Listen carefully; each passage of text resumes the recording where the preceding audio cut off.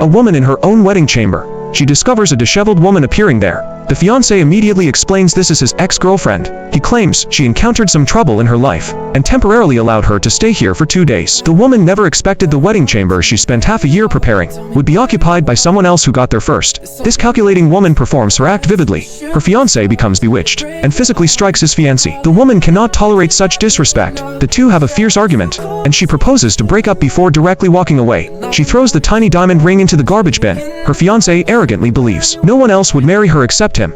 Unexpectedly the next day, the ex-girlfriend deliberately causes more trouble. She takes scissors intending to destroy the woman's wedding dress, forcing her to quickly disappear from the man's world. The woman becomes furious and directly slaps her twice. At this moment the fiancé arrives to intervene, and his approach completely devastates the woman. He allows his ex-girlfriend to make a scene and act wildly. Because this wedding dress was personally sewn by his grandmother before she passed away, this completely crosses her bottom line. The fiancé says his ex-girlfriend is in a bad mood these days. He tells her to go out and avoid confrontation for a few days, and not to care about these material possessions. The moment she turns to leave, she discovers her cherished ink painting has also been torn to pieces by the ex-girlfriend. At this moment she decides to completely end things with this fiancé. She holds the damaged wedding dress walking in a blizzard, and approaching car honks and scares her, causing her to collapse to the ground. The younger uncle who steps out of the car completely changes her life. The woman proposes to cancel the engagement with her fiancé. The younger uncle accepts the woman's request and takes her to the hospital. Because their engagement was a business arrangement, the woman worries that breaking the engagement would affect business interests between both families. The younger uncle solemnly tells her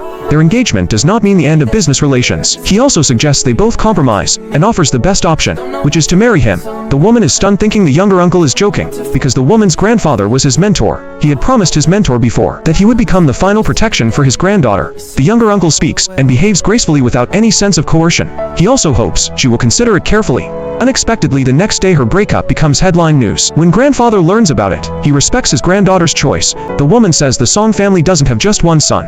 She can choose the younger uncle for the marriage alliance. This would not affect the interests between the two families. After hearing this, the grandfather approves of the man's character and agrees to marry his granddaughter to him. Subsequently the woman meets with the younger uncle to discuss details. The woman asks if the man truly wants to marry her. The man expresses his sincere intentions. If the woman is willing to marry him, he will certainly cherish her. The woman states that she has high expectations for a husband. For example, her partner cannot have an unforgettable third person. The man says he is very loyal and maintains appropriate boundaries with others. The woman continues to ask about the man's limits of tolerance. The man indicates that after marriage the woman can be herself.